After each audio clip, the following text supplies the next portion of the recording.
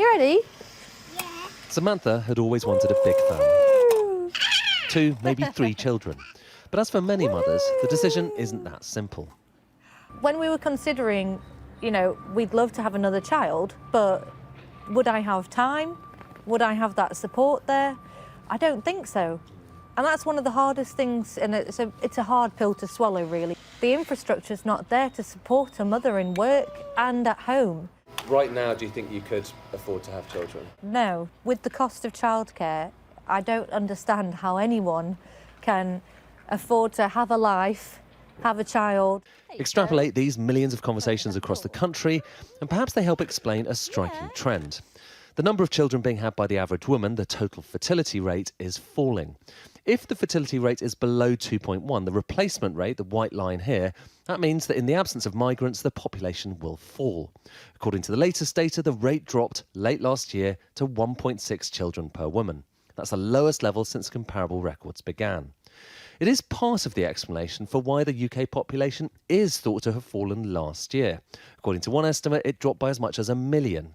Falling fertility rates, though, are only one part of the story. There's higher deaths from COVID and, more than anything else, an almost unprecedented exodus of migrant workers.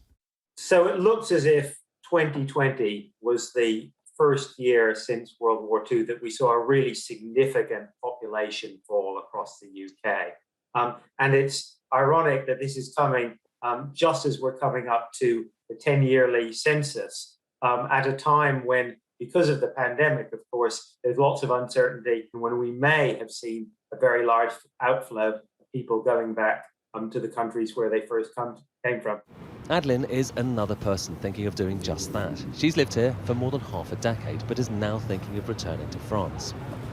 This last year, with the COVID and everything, I couldn't see my family, especially that we have to quarantine, and I can't, as I'm working, and I can't work from home. So it was very hard for me. We've got also a cat together in London. All of our life is based in London, so it's a big decision. Some would say the country is already overpopulated and that this is no bad thing. But with falling house prices and empty homes in London, there's already an economic impact. One of the big conundrums of the past year has been why the UK economy has been so badly affected by COVID, worse than almost any other country in the world. Now, it could be down to the fact that the lockdown was harsher, it could be measurement issues, but what if it is population? Because if hundreds of thousands of people are moving out, not coming back, then that means hundreds of thousands of jobs that aren't taking place. In short, it could affect everything.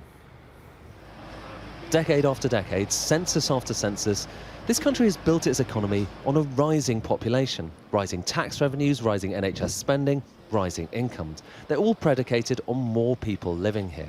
If this isn't a blip, if the country is emptying out permanently, then all the old economic equations about how we finance our standards of living are out of the window. Ed Conway, Sky News.